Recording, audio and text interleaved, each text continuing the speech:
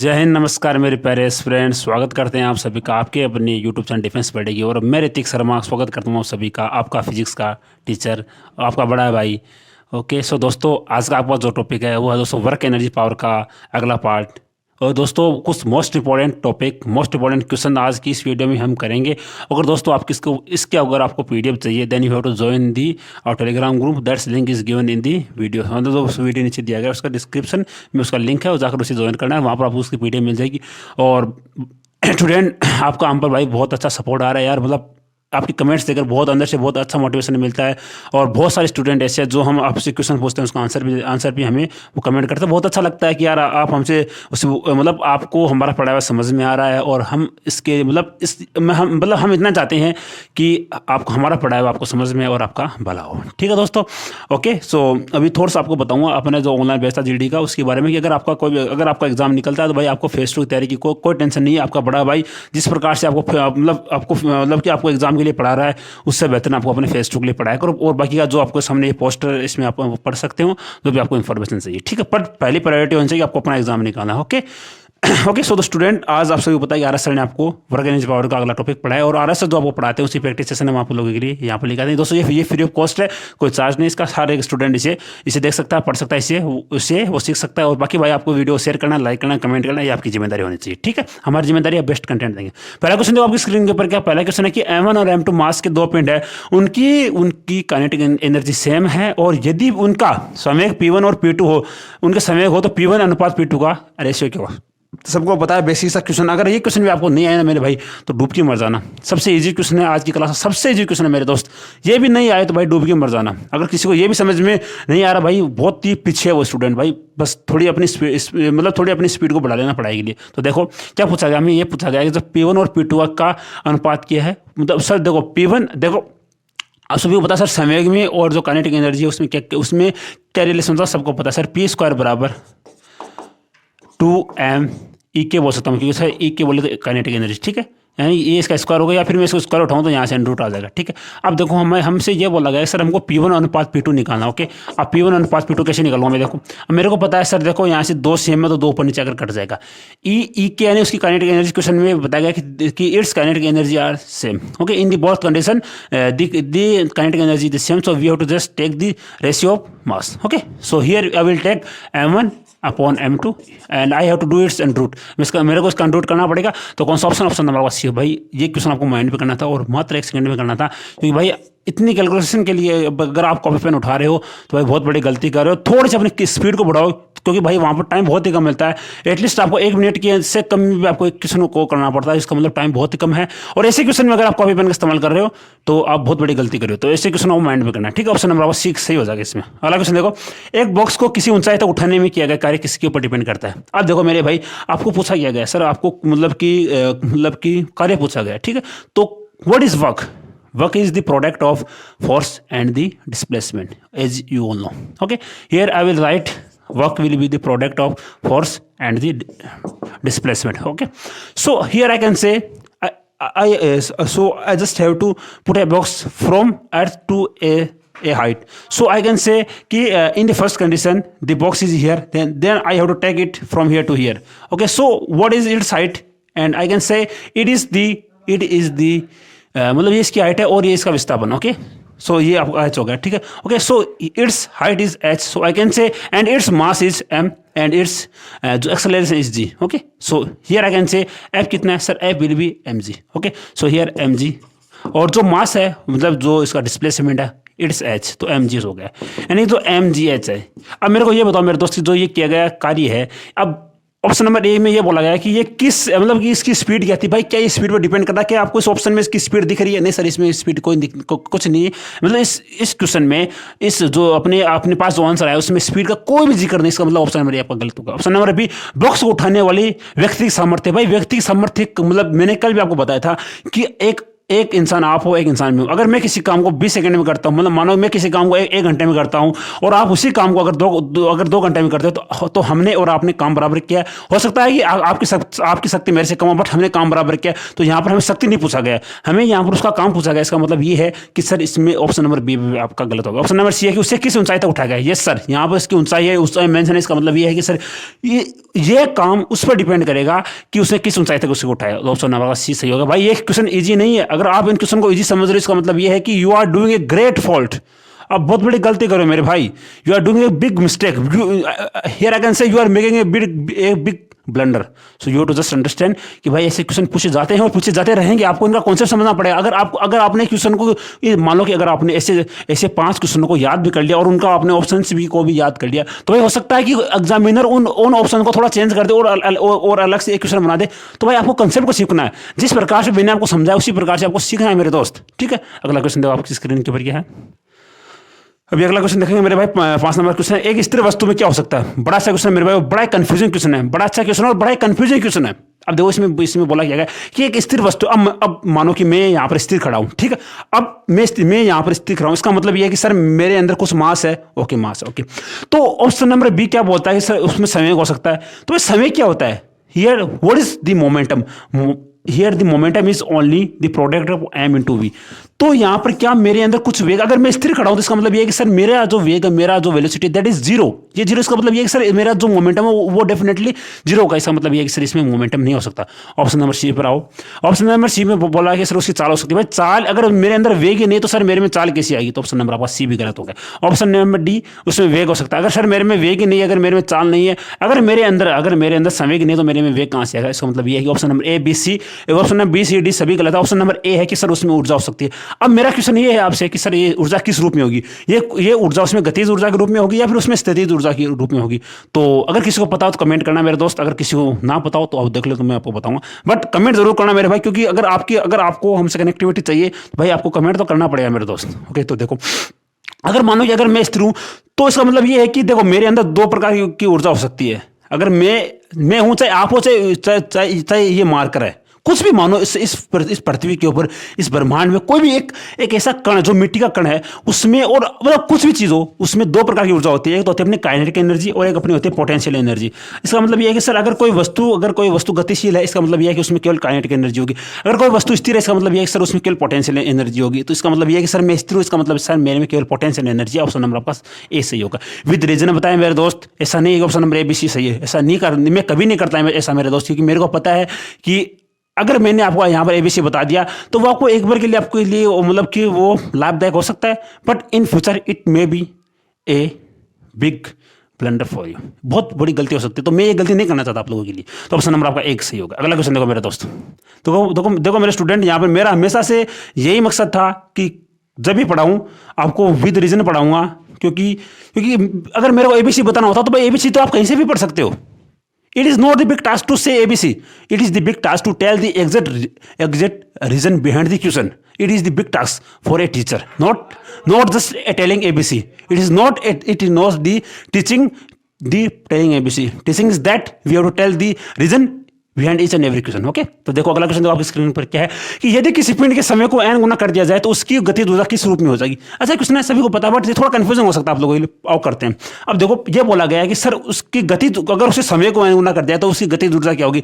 तो क्या इसमें मास के माने बोला गया? सर इसमें मास के बारे में नहीं बोला गया। इसका मतलब है according to this formula I can say here E के समानुपाती पी स्क्वायर। अगर मैंने पी को n गुना किया है तो सर उसकी एनर्जी n स्क्वायर गुना हो जाएगी, क्योंकि सर n मतलब n का स्क्वायर भी मतलब n का स्क्वायर n स्क्वायर होगा। तो ऑप्शन नंबर आपका डी है कि n स्क्वायर गुना हो जाएगा। भाई अब इसके में अब ऐसे क्वेश्चन में अगर आप E1 E2 P1 P2 करोगे तो भाई बहुत बड़ी गलती करोगे। भाई ऐसे क्वेश्चन को माइंड में करना सीखो मेरे दोस्त। अगर आपने ऐसे क्वेश्चन में कॉपी पेन उठा रहे हो तो बहुत बड़ी गलती करोगे मेरे दोस्त। टाइम बहुत कम है। ओके, तो अगला क्वेश्चन देखो। हाँ, एक 12,000 पाउंड के स्थिर टैंक में 15 पाउंड का एक का एक छोटा गोला 100 फीट प्रति सेकंड के वेग से दागा जाता है, तो टैंक किस वेग से पीछे हटेगा? बड़ा अच्छा क्वेश्चन है मेरे दोस्त, और इसमें जो थोड़ी वैल्यू वगैरह दी गई वो थोड़ा आपके लिए कंफ्यूज कर सकती है, बट सभी को इसका आंसर आना चाहिए मेरे दोस्त, क्योंकि मैं ये मानता हूँ कि ये बहुत बड़ा बेसिक क्वेश्चन है और एयरफोर्स के लिए बहुत फेवरेट क्वेश्चन है। क्योंकि एयरफोर्स, ऐसा मानो कि एयरफोर्स अपनी हर एक शिफ्ट में अगर उसको क्वेश्चन बनाना है इस टॉपिक से, तो वो सबसे पहले उसकी जो प्रायोरिटी होती है वो इसी टॉपिक की होती है कि उसमें उसको मोमेंटम कंजर्वेशन के ऊपर एक क्वेश्चन पूछना ही पूछना है। तो आप समझते हैं, इसमें ये बोला गया है कि मानो कि मैं यहाँ पर स्थिर खड़ा हूँ यहाँ पर, ठीक है, okay. So just imagine this thing, ये I am just stable here, and आप आए और आपने मानो कि आप आए और आपने मेरे ऊपर एक मतलब कुछ भी मानो कि आपने मेरे को ऐसे धक्का दिया, ठीक है, ओके। मैं यहाँ पर स्थिर खड़ा हूँ, ओके, और आप पीछे से भाग के आ रहे हो, तो आपने मेरे को धक्का दिया। इसका मतलब ये हो सकता है कि सर देखो, आपका मास कम हो और मेरा मास अधिक हो, और आपका जो वेग है वो कुछ अगर मैं मानता हूँ अगर आपका वेग 5 किलोमीटर प्रति घंटा है, इसका मतलब ये हो गया कि आप भाग कर आ रहे हो और आपका वेग 5 किलोमीटर प्रति घंटा है, और बट मेरा वेग वो 0 है। इसका मतलब ये है कि सर मेरा मास अधिक होगा, ओके। तो अगर आप आए और आपने मेरे को धक्का दिया, तो हो सकता है कि मैं थोड़ा सा पीछे जाऊं। इसका मतलब सर मैं यहां से चलकर यहां तक जो आया, तो मेरा कुछ वेग तो रहा होगा, तो मैं तभी तो यहां से चलकर यहां तक आया ना। क्योंकि एक इंसान को कुछ दूरी को तय करने के लिए उसमें डेफिनेटली उसमें उसका कुछ वेग तो उसमें आना चाहिए। क्योंकि अगर आपको किसी एक निश्चित दूरी को तय करना है, तो आप में कम से कम थोड़ा बहुत वेग तो होना चाहिए, ताकि आप वहां तक चल के जा सको। इसका मतलब ये होगा सर यहाँ पर मोमेंटम कंजर्वेशन का रूल लगेगा। तो आओ देखते हैं इस क्वेश्चन में क्या लिखा गया है। क्वेश्चन में ये बोला गया है कि जो बड़ा गोला है, मानो मैं जो बड़ा गोला उसका मास कैपिटल है मानता हूं, और उसका वेग स्टार्टिंग में उसका वेग देखो, जो बड़ा गोला है उसका वेग मेरे को निकालना है, तो वो m v small capital V हो गया, ठीक है, ओके। अब जो छोटा गोला है उसका मास स्मॉल एम है और उसका वेग स्मॉल बी में मान लेता हूँ, ठीक है, ओके। क्योंकि sir according to momentum conservation बड़ा गोला का वेग और जो बड़े गोले का मास बराबर होगा छोटे गोले का मास और छोटे गोले का वेग, ओके। अब जो बड़ा गोला उसका मास कितना सर? उसका मास 1,25,000 पाउंड, तो 1,25,000 पाउंड में यहाँ पर लिख देता हूँ, ठीक है, ओके। अब मेरे को वी निकालना, तो capital V H it is रहेगा। अब स्मॉल वी कितना से? स्मॉल वी 25 पाउंड, 25 पड़ा रहने दो, ओके। और वी कितना सर? वी अपने पास है 1000 फीट प्रति सेकंड, ओके, 1000 फीट हो गया। अब देखो यहाँ से वी निकालना, तो कुछ नहीं करना मेरे भाई, सबसे पहले एक काम करो, आप 25 से इसको काट दो, 25 पंजो 125, यानी ये लगभग 5000 हो गया, ठीक है, ओके। अब मेरे को 1000 में 5000 का डिवाइड करना है, तो कर देता हूँ, ठीक हो, ये करनी है। इसे कैंसिल हो, 1/5 को मैं बोलता हूँ 0.2 फीट प्रति सेकंड। अब मेरे भाई आपके दिमाग में ये क्वेश्चन आ सकता है, सर ये पाउंड वगैरह क्या होता है? भाई पाउंड है वो एक प्रकार की मास कंजर्वेशन की एक वो मतलब एक प्रकार से वो मात्रक होता है, जिस प्रकार से अपना किलोग्राम होता है, ग्राम होता है, उसी प्रकार से पाउंड होता है, ठीक है। अब ये पाउंड किस में होता है भाई? ये आपको कमेंट करना है कि जो एफपीएस पद्धति होती है ना, एफपीएस पद्धति, एफपीएस, एक तो होती है अपनी एमकेएस, एक होती है अपनी सीजीएस, और एक होती है अपनी एफपीएस। एफपीएस में एफ का क्या मतलब है, पी का क्या मतलब है और उसका क्या मतलब है, कमेंट करना है। आपके लिए एक होमवर्क है मेरे भाई, जो होमवर्क तुम कमेंट किया करो, ओके। अगला क्वेश्चन देखो मेरे दोस्त, 12 केजी के एक बम का मतलब एक बम के विस्फोट के पश्चात वह 4 केजी और 8 केजी दो भागों में वो टूट जाता है। तो 8 केजी के पिंड का मास इतना है, तो दूसरे पिंड की गति ऊर्जा क्या होगी? ओके, आराम से कर सकते हो। अब देखो भाई विद एग्जांपल बताऊंगा। देखो अब मानो कि ये मार्कर मेरे पास है, ठीक। अब ये एक बड़ा पिंड है, ठीक, ओके। अब मैंने इसको क्या किया कि मैंने इसके ऊपर एक मतलब मानो कि मैंने इसको इस प्रकार से तोड़ दिया। अब मानो ये स्थिर पड़ा हुआ है, ठीक, ऐसे। अब ये स्थिर पड़ा हुआ है, इसका मास कैपिटल एम, ओके। अब इसका मास कैपिटल एम स्थिर पड़ा हुआ, इसका मतलब ये सर इसका वेग 0 होगा, डेफिनेटली 0, क्योंकि सर ये स्थिर है। अगर इसमें कुछ वेग होता तो ये गति करता है, ओके। इतना कंसेप्ट क्लियर आपको? अब सपोज करो कि मैंने इस मार्कर को ऐसे मारा, ठीक है, ओके। तो मैं इसे मारता हूं, तो सर इसके 2 टुकड़े होंगे, ओके। तो एक टुकड़ा इस साइड में गति करेगा और दूसरा टुकड़ा इस साइड में गति करेगा, यानी कि दोनों के अंदर, यानी जब वो स्थिर था तो उस समय इसका मास कैपिटल एम था, इसका वेग 0 था। जब मैंने इसको तोड़ा तो इसका मास एक तो इसका मास स्मॉल एम मानो इधर चला गया और एक स्मॉल एम 2 इधर चला गया। अब ऐसा नहीं हो सकता कि सर इनके मास बराबर हो भी सकते हैं और नहीं भी हो सकते, ठीक है। बट इनके जो और इनका वेग भी अलग अलग होगा। बट स्टूडेंट इनका जो मास है और जो वेग है उनका जो प्रोडक्ट है, जिसे हम समय बोलते हैं, वो बराबर हो। क्यों? क्योंकि अकॉर्डिंग टू मोमेंटम कंजर्वेशन। आई बात समझ में? और समझते हैं यहां पर ये बोला गया सर जब ये ऐसी स्थिति में था तब इसका मास कैपिटल एम था, ओके। इसका वेग था v0 था, क्योंकि सर v अपना 0 हो गया। अब मानो ये स्मॉल m1 में टूट गया, स्मॉल m1 का वेग v1 हो गया, ठीक है, प्लस स्मॉल m2 और वेग v2 हो गया, ठीक है। आई बात समझ में? अब देखो अगर ये 0 है तो ये 0 हो गया, ठीक है। अब स्मॉल m1 v1 प्लस का स्मॉल m2 v2, ओके। अब कुछ नहीं करना, इसको मैं इधर भेजता हूँ, स्मॉल m1 v1 बराबर माइनस का स्मॉल m2 v2। अब देखो मेरे भाई इस माइनस को आप हटा सकते हो, क्योंकि सर माइनस ये रिप्रेजेंट करता है कि इनकी जो गति होगी वो अपोजिट होगी, ठीक है। इस माइनस को भूल जाओ। अब देखो मेरे को निकालना क्या है, मेरे को ये पूछा गया है सर 8, देखो अब बड़ा पिंड है उसका उसका उसका मास 8 है, उसका वेग बड़े पिंड का पूछा है। देखो बड़े पिंड है उसका, बड़ा पिंड है 8 केजी के पिंड का वेग 6 है, तो बड़ा पिंड उसका वेग 6 हो गया, ठीक है। और जो छोटा पिंड है उसका उसका जो मास है वो 4 है, तो 4 होगा। और V2 हमको निकालना था। ओके, अब यहाँ से कुछ निकालना मेरे भाई, ऐसे 2 काट दो और V2 बराबर हो गया 12 मीटर प्रति सेकंड। ऑप्शन नंबर आपका 12 है नहीं मेरे भाई। ओ जस्ट वेट 4 8 हो गया, ठीक है। 4 और 4 केजी और 8 केजी के 2 भागों में ये अपना टूट जाता है। और 8 केजी के पिंड का वेग 6 है, 8 से 48, तो 12 चौके 48। 4 दूसरे पिंड की वो ऊर्जा वो गति कितनी है सर, ये इसका 4 है, तो सर इसको काट दिया मैंने 2 6 दूनी 12। आप वाई ऑप्शन को थोड़ा सा करेक्ट कर लेना और इसका आंसर आपका 12 आएगा, ठीक है। ओके, तो अगर कोई गलती हो तो कमेंट कर देना। अगला क्वेश्चन देखो। हाँ, 1 ग्राम व 4 ग्राम के 2 पिंडों जिसकी गतिज ऊर्जा समान है, अगर वो उनकी समान गतिज ऊर्जा से वो गति करे तो उनके समय का अनुपात क्या होगा। भाई आंसर कमेंट करना, क्योंकि आपके लिए होमवर्क ऐसे क्वेश्चन 2 करवा चुका हूँ, आपके लिए होमवर्क है मेरे भाई। सभी को आंसर कमेंट करना है मेरे दोस्त, सभी का वेट करूंगा मैं। अगला क्वेश्चन देखो। हाँ, ये क्वेश्चन समझो मेरे दोस्त, बड़ा इंटरेस्टिंग क्वेश्चन, और इसमें ऐसे क्वेश्चन में स्टूडेंट को बहुत कंफ्यूजन होता है। और आज इसको मैं इसका इलाज कर देता हूँ आप लोगों के लिए। अब इतना कहूँगा मेरे दोस्त, भाई यहाँ से वीडियो थोड़ा सा गौर से देख लेना। बहुत अहम रिलेशन बताने वाला हूँ, बहुत ही अहम अपना जो टॉपिक होने वाला है।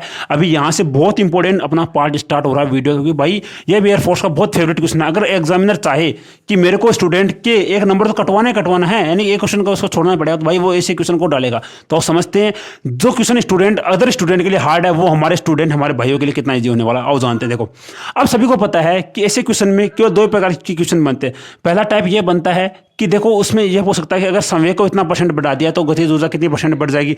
और दूसरा टाइप ये होता है कि सर उसमें गतिज ऊर्जा को इतना परसेंट बढ़ा दिया तो संवेग कितना परसेंट बढ़ेगा। और हम दोनों का हल डालते हैं। देखो सबको पता है अगर मास समान है तो p² समानुपाती E होगा, सबको पता है। ओके, अब देखो, अब यहां से ये हो सकता है कि देखो अगर आपको याद रखना मेरे दोस्त कि जब भी परसेंटेज 5% से कम हो, मैंने क्या बोला कि जब भी परसेंटेज 5% से कम हो तो आपको कुछ नहीं करना, आपको बस डायरेक्ट उसको, जैसे अगर आपको ये पूछे कि सर P मतलब P समानुपाती √E होगा, ठीक है। अगर आपको ये पूछे कि अगर आपने E को 5% बढ़ा दिया तो P कितना बढ़ेगा, कुछ नहीं करना मेरे भाई, 1/2 गुणा 5% कर देना, आपका आंसर 2.5 आ जाएगा, बस कुछ नहीं करना।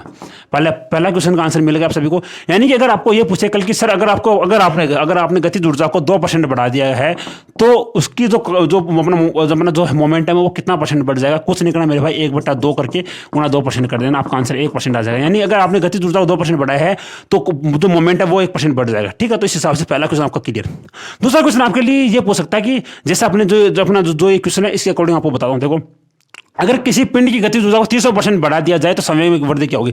सबसे पहले कुछ नहीं करना मेरे भाई, आपको सबसे पहले आपको जिस भी चीज का परसेंटेज दिया गया उसको 100 मानना है। यानी कि अब मानो इसमें यह बोला गया है कि सर काइनेटिक एनर्जी पहली स्थिति में 100 थी, तो पहली स्थिति मानो, यानी E1 बराबर 100 मान लो, E1 बराबर 100 हो गया, ठीक है। अब देखो, अब कुछ नहीं करना E2। अब बहुत सारे स्टूडेंट कंफ्यूज होगा सर E2 कैसे निकालें। आपको जो क्वेश्चन में लिखा हुआ है ना, यानी अगर 300 है, 10 है, 20 है, 50 है, 100 है, 200 है, वो इसमें जोड़ देना आप। यानी 300 लिखा तो 300 इसमें 100 में जोड़ दो, 400 हो गया। कुछ नहीं करना, आपको E1 हो चाहे P1 उसको 100 मानना है। अगर कल को आपको ये भी बोले कि आपने P को 100% बढ़ा दिया है तो आपको बस आपको यही करना है सर, P1 आपको 100 माना है, जो P2 है वो आपको 100 + 50 कर देना है। जो भी बोले उसको आप उसमें जोड़ 100 में आपको ऐड कर देना। अब कुछ नहीं करना, अब जैसा आपके पास फॉर्मूला है उस हिसाब से आप इसकी वैल्यू को पुट कर दो।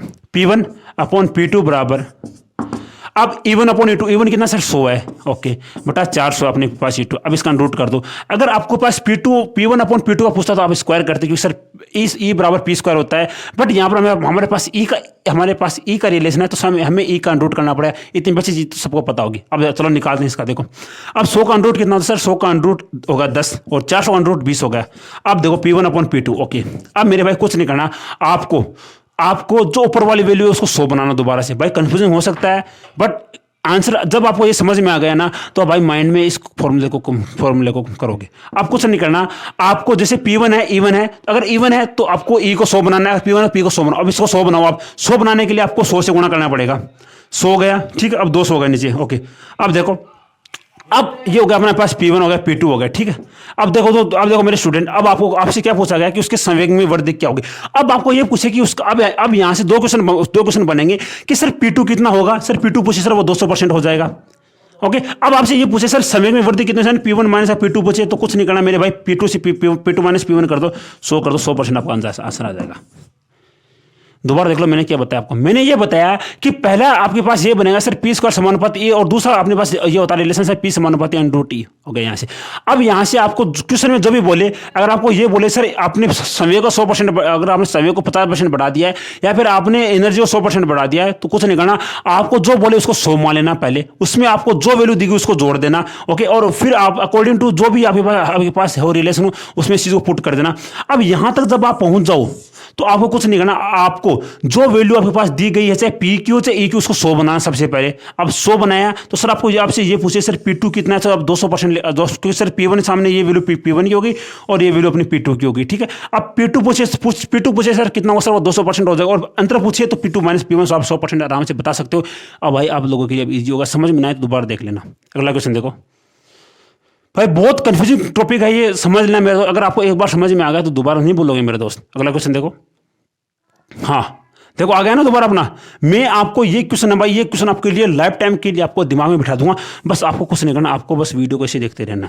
देखो यदि समय को 50% बढ़ा दिया जाए, समय को अगर 50% बढ़ा दिया जाए तो गतिज ऊर्जा कितनी बढ़ेगी, देखो जानते हैं। देखो अब सबसे पहले तो ये देखो मेरे दोस्त कि आपको जो अनुपात, जो आपको जो परसेंटेज दिया गया है वो क्या 5 से कम है सर, 5 से कम नहीं। इसका मतलब ये कि सर हमको बेसिक से और जो बाई फॉर्मूला हमको जाना पड़ेगा। ठीक है, और समझते हैं। देखो अब देखो, अगर ये कि समय को 50% बढ़ा दिया, इसका मतलब ये है कि सर इसमें हमको ये वाला हमें इसमें लगाना पड़ेगा, यानी कि सर इसमें हमें ये वाला लगाना पड़ेगा, यानी कि सर इसमें हमको पहला ऑप्शन हमको काम में लेना पड़ेगा। अब देखो इसमें समय की बात है तो हमको P1 को 100 मानना है। अब देखो जिस प्रकार से मैंने लास्ट क्वेश्चन बताया उसी प्रकार बताऊंगा। अब हमको इसमें अगर उसमें ये बोला गया था सर, उसमें आपको ये बोला गया था कि उसमें गतिज ऊर्जा को 100% करना है, तो इसमें आप उसमें गतिज ऊर्जा की बात थी, बट इसमें यह बोला गया कि इसका समय 50% बढ़ गया, तो इसमें हमें समय को 50%, मतलब समय को हमें 100 मानना पड़ेगा, तो समय को अपना 100% मान लिया। ओके, 100 मान लिया है।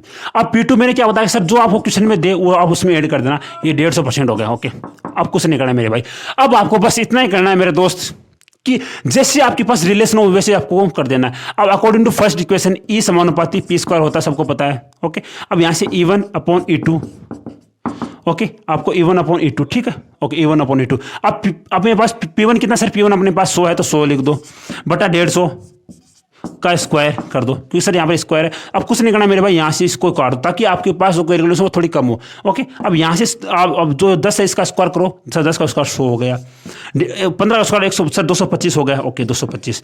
अब E1 अपॉन E2, अब मैंने क्या बोला मेरे दोस्त, आपने लास्ट जो क्वेश्चन था उसमें आपने लास्ट क्वेश्चन में अपने पास P1 था, उसको आपने 100 बनाया था। अब यहाँ पर आपको E को 100 बनाना है, तो क्या E आपके पास 100 है सर, E अपने पास 100 है, तो आपको 100 बनाने की कोई भी नीड नहीं है। इसका मतलब ये हुआ कि सर अपने पास E1 है वो तो 100 हो गया, यानी जब आपका मतलब मोमेंटम 100% था तब आपकी ऊर्जा भी 100% थी। ओके, और जब आपने अपने जो मोमेंट है उसको 150% किया तो वहां पर आपकी ऊर्जा है वो E2 है आपकी 225% हो गई। कल को आपको ये पूछे कि उसकी एनर्जी कितने % हो जाएगी तो आपको 225 बताना है, बट इस क्वेश्चन में हमको इसके एनर्जी का अंतर पूछा है तो हम E2 माइनस E1 कर देंगे। E2 माइनस का E1 बराबर आपके पास 125% आ गया। कौन सा ऑप्शन? ऑप्शन नंबर आपका 22C। भाई इतने टफ क्वेश्चन को मैंने आप लोगों के लिए इतना इजी बना दिया भाई, कहीं नहीं मिलेगा आपको ये मेथड। मैंने खुद इस मेथड को अपने को डेवलप किया है, तो भाई एक लाइक करना। आज के बाद में आपको ये क्वेश्चन कभी गलत नहीं होगा, चाहे आप किसी से प्रैक्टिस करते हो ये मेथड सीख लेना, कभी गलत नहीं होगा मेरे दोस्त, साथ ही ठोक के कह रहा हूँ। अगला क्वेश्चन देखो, यदि किसी कण की गतिज ऊर्जा को दोगुनी कर दिया जाए तो इसका संवेग क्या होगा? अच्छा क्वेश्चन है मेरे भाई। इसमें ये बोला गया सर उसकी गतिज ऊर्जा कितनी गुना हो जाएगी, तो कुछ नहीं करना मेरे दोस्त, आपको संवेग है उसको आपने गतिज ऊर्जा को दोगुनी किया तो समय क्या होगा सर? देखो समय, अगर देखो यहाँ से P1 अपॉन P2 आपके पास, P1 कितना सर अपने पास E1 हो गया और P2 अपने पास देखो E2 हमने 2E1 कर दिया है तो अंडर ले लो, यानी उसका ऊर्जा वो अंडर 2 गुना हो जाएगी। ऑप्शन नंबर आपका D। अब भाई ऐसे क्वेश्चन को यार ऐसे क्वेश्चन की एक्सप्लेनेशन पहले बता सकूँ, अब भाई थोड़ा परेशान मत करना, ऑप्शन नंबर आपका D सही होगा। अगला क्वेश्चन देखो, जब एक पत्थर को ऊर्ध्वाधर ऊपर की ओर फेंका जाता है तो वह वापस पृथ्वी पर लौटता है, तो स्थितिज ऊर्जा अधिकतम कहाँ होगी? ऑप्शन को पढ़ते हैं। यह बोला गया है कि मानो कि अगर ये मार्कर मेरे पास है तो मैंने इसको यहाँ से ऊपर से फेंका, ठीक है, तो इसने ये बोला कि वो ऐसी मतलब आप यहाँ से लेकर यहाँ तक इतनी जो दूरी है, इस दूरी के बीच में कहाँ पर इसकी स्थितिज ऊर्जा अधिकतम होगी? तो स्थितिज ऊर्जा अधिकतम के लिए सबसे पहले क्या होता है? स्थितिज ऊर्जा फॉर्मूला क्या होता है? स्थितिज ऊर्जा फॉर्मूला अपने पास mgs होता है, mgs अपने पास होता है। अब स्थितिज ऊर्जा केवल हाइट पर डिपेंड करता है, यानी जहां पर उसकी हाइट मैक्सिमम होगी वहां पर स्थितिज ऊर्जा अधिकतम होगी। यानी कि ऐसी स्थिति में, यानी जब वह उसकी मिनिमम स्थिति मैक्सिमम हाइट थी, यानी कि वो पहली यानी इनिशियल पोजीशन थी उसकी, वहीं पर इसकी स्थितिज ऊर्जा अधिकतम होगी। यानी अगर आपको यह पूछे कि उसकी काइनेटिक एनर्जी अधिकतम कहाँ होगी, तो आपको यह बताना कि जब पृथ्वी पर जस्ट वो पृथ्वी पहुंचने वाली थी, यानी पृथ्वी पर पहुंच जाएगी। देखो अब आपसे ये पूछ सकता है इस क्वेश्चन के अंदर कि गतिज ऊर्जा अधिकतम स्थितिज ऊर्जा अधिकतम कब होगी? वो तो होगा अपने पास अधिकतम उस टाइप पर, ठीक है। कल को ये पूछ लिया कि उसकी गतिज ऊर्जा अधिकतम कब होगी, तब आपके लिए एक ऑप्शन होगा कि पृथ्वी के ऊपर। भाई पृथ्वी पर गतिज ऊर्जा अधिकतम कभी नहीं होते मेरे दोस्त, क्योंकि पृथ्वी पर पहुंच गए मतलब ये उसका वेग 0 हो गया, यानी वो जब पृथ्वी पर टकराने वाली थी ना, टकराने वाली ये स्थिति देखो, यहाँ से देखना गौर से देखना, देखो ये स्थिति मानो ये पृथ्वी तो ये स्थिति यानी जस्ट इससे टकराने वाली स्थिति थी, यानी जब वो पृथ्वी से टकराने वाली होती है तब उसकी गतिज ऊर्जा अधिकतम होती है। ऐसा मतलब कि जस्ट पृथ्वी पर आ गई, पृथ्वी पर अगर वो आ जाएगी तो उसका वेग 0 हो जाएगा। अगर वेग 0 हो गया इसका मतलब ये सर उसकी गतिज ऊर्जा 0 हो गई है। भाई बात समझ में? अगला क्वेश्चन देखो, तो इसका ऑप्शन नंबर आपका बी सही हो जाएगा। अगला क्वेश्चन देखो, चाबी भरी हुई घड़ी की स्प्रिंग में संचित ऊर्जा क्या होती है? चाबी भरी हुई जो घड़ी है उसकी स्प्रिंग में जो संचित ऊर्जा होती है, सबको पता है सर, वो जो चाबी भरी हुई घड़ी है अगर वो स्थिर है तो उसमें स्थितिज ऊर्जा होगी, अगर वो गतिशील है तो वो उसमें गतिज ऊर्जा होगी। तो इसमें ये क्लियरली ये चीज़ नहीं लिखी होती कि वो अपने पास गति मतलब वो गतिशील है, तो आपका ऑप्शन नंबर बी सही होगा। अगर वो स्थिर है तो ऑप्शन नंबर आपका बी सही होगा। अगला क्वेश्चन देखो, ये क्वेश्चन आपके लिए होमवर्क कल ऐसे क्वेश्चन के लिए मैंने आपको एक्सप्लेनेशन बता दिए, तो ये क्वेश्चन आपके लिए होमवर्क है, ठीक है। ये बोला गया कि अगर कोई मान लो कोई वस्तु है, अगर वो 30 किलोमीटर प्रति आवर से अगर वो आ रही है तो उसको 8 मीटर तक उसको रोका जाता है, तो अगर उसकी वेग उसको 2 गुना कर दिया तो उसकी दूरी क्या होगी? सबको पता है सर, अगर असमानुपाती यू स्क्वायर होता है, यानी अगर आपने उसका वेग 2 गुना किया उसकी दूरी 4 गुना हो जाएगी। ऑप्शन नंबर आपका यानी कि अगर पहले 8 था तो बाद में 4 गुना हो गया, 8 चौक 32, ऑप्शन नंबर डी, ठीक है। अगला क्वेश्चन देखो, हाँ देखो मेरे भाई आ गया ना, यदि किसी पिंड की गतिज ऊर्जा को 0.1% में की क्या इंक्रीमेंट हुआ है तो उस संवेग में कितने परसेंट की वृद्धि होगी? आगे अपनी वाली ट्रिक, यानी कल मैंने बताया था, आज अभी आपको बताया, अगर आप परसेंटेज अगर 5% से कम हो तो कुछ नहीं करना, आपको 1/2 गुणा E1 कर देना। तो E1 कितना सर? 0.1, तो लगभग 0.05 हो गया। जब आपका परसेंटेज 5% से कम हो तो आपको 1/2 लगाकर आपको उसका आंसर निकाल देना। ऑप्शन नंबर आपका बी ए सही होगा। भाई एक्सप्लेनेशन पहले बता चुका हूँ, अभी नहीं बताऊंगा। अगला क्वेश्चन देखो, टाइम बहुत कम है यार। अगला क्वेश्चन देखो, 2 संवेग वाले वस्तुओं का, भाई एक आपके लिए होमवर्क है, क्योंकि भाई ऐसे क्वेश्चन बता चुका हूं, आपके लिए होमवर्क है, आंसर कमेंट करना। ये क्वेश्चन भी आपके लिए होमवर्क है, ठीक है। सभी को आंसर कमेंट करना मेरे दोस्त, सभी का आंसर का इंतजार करूंगा। अगला क्वेश्चन देखो, एक बंदूक से गोली दागी जाती है तो बंदूक के पीछे की ओर गति करने हेतु वो स्वतंत्र हो तो बंदूक की गतिज ऊर्जा क्या होगी? इजी क्वेश्चन है बट थोड़ा कंफ्यूजिंग क्वेश्चन हो सकता है आप लोगों के लिए, समझो मेरे दोस्त। अब देखो कि बंदूक है उसका द्रव्यमान, आप सभी को पता है सर, बंदूक का द्रव्यमान जो गोली है उसके द्रव्यमान से कम होगा। इसका मतलब ये है कि सर जो बंदूक का द्रव्यमान है वो गोले के द्रव्यमान से अगर कम है, बट ये चीज तो यहाँ पर कन्फर्म है कि सर दोनों का जो संवेग है वो तो बराबर होगा ना, यानी कि जो गोली है उसका संवेग और जो बंदूक है उसका संवेग तो बराबर होगा। अब जो गोली है उसका संवेग क्या होता है सर? संवेग है स्मॉल, जो संवेग उसका द्रव्यमान गुणा उसका वेग, यानी कि small m into small v बराबर अब मेरे पास capital M into capital v। यहाँ पर अगर आपका स्मॉल, अगर capital M greater than small m है, इसका मतलब ये होगा सर, इसका मतलब ये हुआ कि small v greater than capital V होगा। आराम से बता सकते हैं मेरे भाई कि अगर कैपिटल M बट्टा स्मॉल m यहाँ से आ गया अपने पास स्मॉल v बट्टा कैपिटल V, अगर इसका मान, अगर स्मॉल m का मान कैपिटल M से ज्यादा है तो इसका मतलब ये है कि सर यहाँ पर अपने पास जो v है उसका स्मॉल v का वैल्यू कैपिटल V से ज्यादा होगा, यानी जो गोली जो बंदूक का वेग है वो गोले के वेग से कम होगा। इजी क्वेश्चन भाई, प्रैक्टिकली क्वेश्चन आप समझ सकते हो। ऑप्शन नंबर आपका ए सही होगा। अगला क्वेश्चन देखो, बांध से इतने मीटर की ऊंचाई से गिरकर टरबाइन पर टकराता तो टकराते समय पानी का वेग क्या होगा? इसी क्वेश्चन सभी बता सकते हो। देखो मेरे भाई, अगर कोई पिंड है, अगर मानो कि आपने इस चीज़ को फील करना मेरे दोस्त कि अगर बहुत जब हमारे पास जो ये बिजली आती है किससे बनती है कि ऊपर बहुत बड़ा बांध, ऊंचाई पर बांध है, ठीक है, और जो नीचे वो टरबाइन मतलब टरबाइन है, जो टरबाइन होता है वो भाई वो स्थिर अवस्था में होता है, यानी टरबाइन की खुद की कोई काइनेटिक एनर्जी नहीं होती है। जो पानी उसके ऊपर गिरता ऊंचाई से उसमें जो स्थिति गतिज ऊर्जा होती है, उसमें जो गतिज ऊर्जा होती है, उसी गतिज ऊर्जा, उसी स्थितिज ऊर्जा को वह जो वो टरबाइन है उसी की ऊर्जा से वो टरबाइन घूमता है।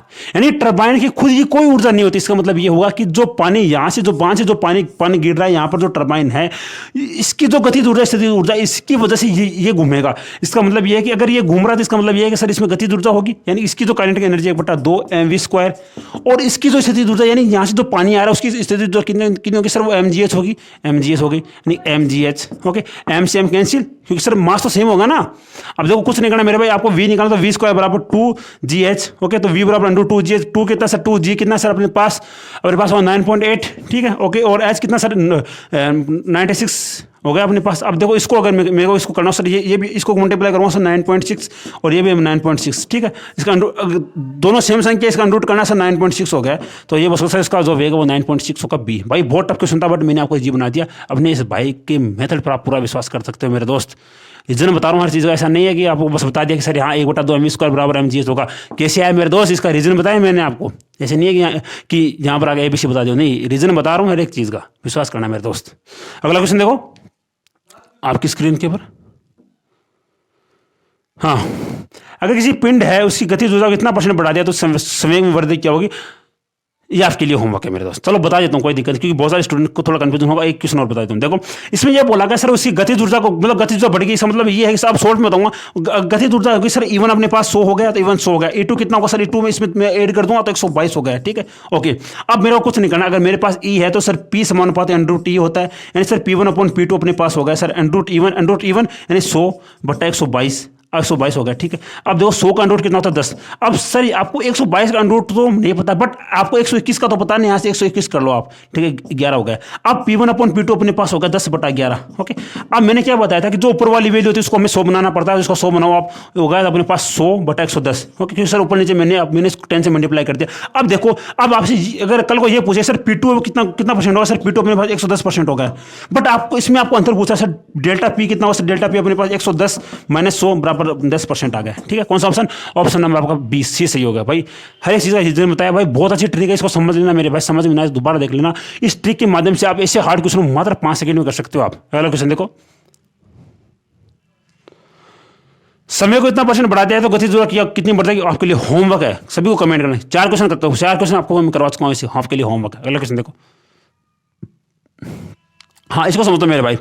ऐसा क्वेश्चन है, अगर किसी निश्चित हाइट से किसी गेंद को गिराया जाता है, वो जमीन के तल पर 50%, जमीन के तल तक आती है तो 50% की गतिज ऊर्जा को खो देती है, तो उसकी वह पुनः कितनी ऊंचाई तक उछलेगी। आओ इसका रीजन जानते हैं मेरे भाई, रीजन जानते हैं। रीजन बताना चाहूँ तो इसमें आपको मतलब और टीचर और जो अपने टीचर्स पढ़ाते हैं, आर सर को छोड़कर बताने के लिए बता सकता हूँ सर उसकी हाइट आधी हो जाएगी, ऑप्शन नंबर बी सही होगा। आगे बढ़ जाऊँ, बट नहीं, रीजन बताऊँगा मेरे भाई, रीजन बताऊँगा। हम जाने जाते हैं हर एक चीज़ के रीजन के लिए। फिजिक्स पढ़ाना इतनी आसान है मेरे भाई, हर एक चीज़ का रीजन निकालना पड़ता है मेरे दोस्त। आओ निकालते हैं। देखो अगर कोई वस्तु किसी ऊंचाई, मान लो अगर मैंने किसी वस्तु ऐसे मैंने इस मार्कर को ऐसे गिराया, तो ये मार्कर की ये ऐसे गिरने वाली कि मैंने इतनी ऊंचाई से गिराया, ठीक है। अब इतनी ऊंचाई से गिराने के बाद ये इतनी ऊंचाई तक उठ के आ गया, तो मानो कि अगर वो इतनी ऊंचाई से गिरकर यहां तक आ रहा है तो उसमें कुछ गतिज ऊर्जा होगी ना मेरे भाई, होगी। यानी कि उसकी इतनी हाइट तक स्थितिज ऊर्जा है, यानी कि इसकी जो पिंड है उसकी कुछ एज ऊंचाई तक उसमें स्थितिज ऊर्जा होगी, वो mgh होगी अपने पास। और जब वह गति कर रहा है तो उसकी जो ये स्थितिज ऊर्जा है वो गतिज ऊर्जा में रूपांतरित हो जाएगी, वो 1/2 mv² हो गया, ठीक है। ओके, जब उसकी गतिज ऊर्जा 1/2 mv² थी तब उसकी हाइट h थी, बट ये बोला गया कि जब वह पृथ्वी से टकराया तो उसकी गतिज ऊर्जा आधी हो गई, तो उसकी गतिज ऊर्जा को हम आधा कर देते हैं। यहाँ पर आधा करूंगा तो सर अगर मैं इसको E मान लूँ, इसको मैं पूरे को E मान लूँ, ठीक है। ओके, सर E हो गया अपने पास, E/2 हो गया।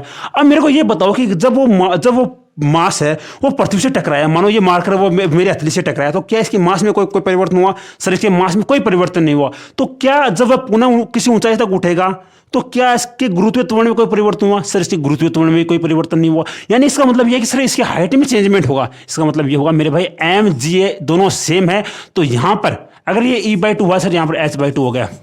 विद रीजन बताया मेरे दोस्त। ऐसे क्वेश्चन से जो टीचर्स हैं वो भागते हैं, बट आपका भाई ऐसे क्वेश्चन से भागता नहीं। विद एक्सप्लेनेशन बता रहा हूँ मेरे दोस्त, विद एक्सप्लेनेशन कहीं नहीं मिलेगा भाई मेरे भाई, इतनी ब्रिलियंट एक्सप्लेनेशन आपको। अगला क्वेश्चन देखो। ओके, तो अभी देख लो, 1-2 होमवर्क हो देता हूँ आप लोगों को। देखो ये आपके लिए होमवर्क है, ये आपके लिए होमवर्क है मेरे भाई, सभी को कमेंट करना है मेरा दोस्त, सभी को कमेंट करना, ठीक है। ये आपके लिए होमवर्क है, सभी को कमेंट करना है, ठीक है। ओके सो स्टूडेंट, ये था आपका लोगों का आज का फिजिक्स का वीडियो।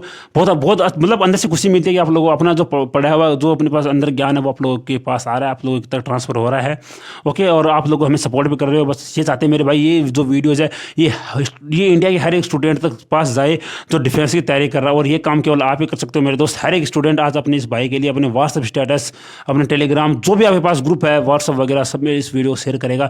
इतनी बेहतरीन ट्रिक आपको बताई है आज इस वीडियो में। मैंने आपको एक बहुत अच्छी जो परसेंटेज वाली ट्रिक है बहुत अच्छी बताई मेरे दोस्त। ऐसा नहीं मैंने कहीं से उठा ली इसको कॉपी पेस्ट कर दिया, नहीं, कहीं से पढ़ दो मेरे भाई। ऐसी ट्रिक नहीं बोलेगी, टीचर खुद इस ऐसे क्वेश्चन से भागते हैं, बट मैंने आपको ऐसे क्वेश्चन की बहुत अच्छी ट्रिक बताई है, आराम से सॉल्व कर सकते हो, ठीक है।